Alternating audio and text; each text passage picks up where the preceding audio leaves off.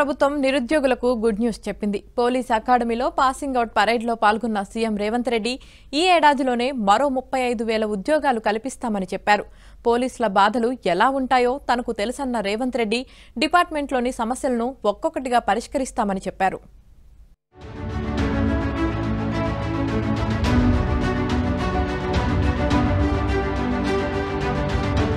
Telangana police అకాడమీలో passing out parade నిర్వహించారు. Passing out parade కు సీఎం రేవంత్ రెడ్డి ముఖ్య అతిథిగా హాజరయ్యారు. తెలంగాణ పోలీస్ అకాడమీకి చేరుకున్న సీఎం రేవంత్ ముందుగా పోలీసుల నుంచి గౌరవ వందనాన్ని స్వీకరించారు. తెలంగాణ పోలీస్ అకాడమీ నుండి ఇవాళ 547 సబ్ ఇన్స్పెక్టర్లు పాసింగ్ అవుట్ పరేడ్ నిర్వహించారు. ట్రైనింగ్ పూర్తి చేసుకున్న వారిలో 145 మంది మహిళా ఎస్ఐలు, 402 మంది పురుషులు ఉన్నారు. పోలీస్ కుటుంబం నుంచి వచ్చిన తనకు వారి బాధలు తెలుసని, డిపార్ట్మెంట్లోని సమస్యలను ఒక్కొక్కటిగా పరిష్కరిస్తామని ఈ సందర్భంగా సీఎం రేవంత్ రెడ్డి చెప్పారు.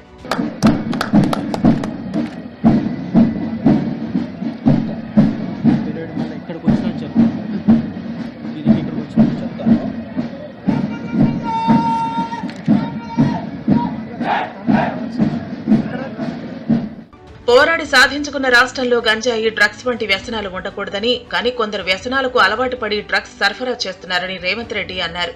పోలీస్ డిపార్ట్మెంట్ లో కొత్తగా చేరిన వారు ఈ వ్యసనాలపై ఉక్కుపాదం మోపాలన్నారు. మీ అందరినీ చూస్తుంటే తెలంగాణ డ్రగ్స్ రహితంగా మారుతుందన్న నమ్మకం కలుగుతోందని ధీమా వ్యక్తం చేశారు.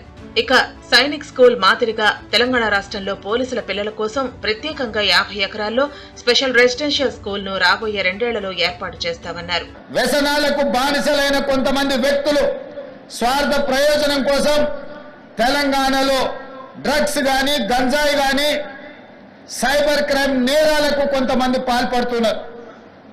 ఇట్లాంటి ప్రత్యేకమైన సందర్భంలో దాదాపుగా 540కి పైగా ఎస్ఐలు, ఏఎస్ఐలు ఈరోజు తెలంగాణ సమాజానికి సేవలు అందించడానికి మీరు ముందుకు వస్తున్నారు. మీ అందరిని చూసిన తర్వాత నాకు సంపూర్ణమైన విశ్వాసం కలిగింది. రేపటి నుండి మీరు తెలంగాణ రాష్ట్రంలో డ్రగ్స్ మీద, గంజాయి మీద, సైబర్ నేరాల మీద ఉక్కు పాదం మోపి తెలంగాణ రాష్ట్రంలో గంజాయికి, డ్రగ్స్ కు స్థానం లేదు. అట్లాంటి కార్యక్రమాలకు ఎవరైనా పాల్పడితే వారిని క్షమించము అనే విధంగా మీరు ముందుకు నడుస్తారని మాకు సంపూర్ణమైన విశ్వాసం కలిగింది. కాంగ్రెస్ ప్రభుత్వం అధికారంలోకి వచ్చాక 30,000 ఉద్యోగాలు ఇచ్చిందని, ఈ ఏడాది చివరికల్లా మరో 35,000 ఉద్యోగాలను భర్తీ చేస్తామని సీఎం రేవంత్ రెడ్డి చెప్పారు. మరోవైపు పబ్లిక్ సర్వీస్ కమిషన్ నిర్వహిస్తున్న పరీక్షలపై ఇప్పుడు ఎవరికీ ఎలాంటి అనుమానాలు లేవని అన్నారు. నిరుద్యోగులకు భరోసా కల్పించేందుకు జాబ్ క్యాలెండర్ విడుదల చేశామని గుర్తు చేశారు. తమ ప్రభుత్వ పనితీరుపై యువకులకు ఎలాంటి అనుమానాలు అవసరం లేదని రేవంత్ రెడ్డి భరోసా ఇచ్చారు. 30,000 మంది తెలంగాణ నిరుద్యోగ యువతీ యువకులకు ఉద్యోగ పత్రాలు అందించి మీరెన్నుకున్న ప్రభుత్వం మీ సేవలో నిమగ్నమై ఉంటది అని చెప్పి మీకందరికీ విశ్వాసం కల్పించే ప్రయత్నం చేసినాం.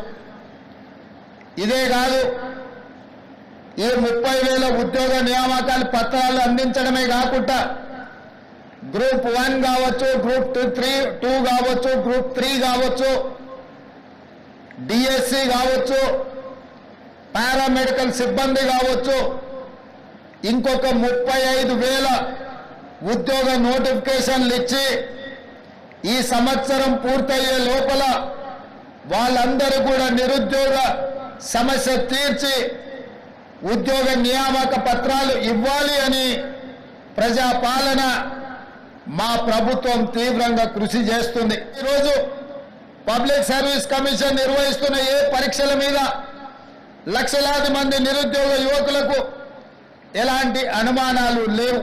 గడిచిన 9 ఏళ్లలో తెలంగాణ ప్రజల ఆకాంక్షలు నెరవేరలేదని, తెలంగాణ రాష్ట్ర పునర్నిర్మాణమే తమ ప్రభుత్వ లక్ష్యమని సీఎం రేవంత్ రెడ్డి మరోసారి స్పష్టం చేశారు.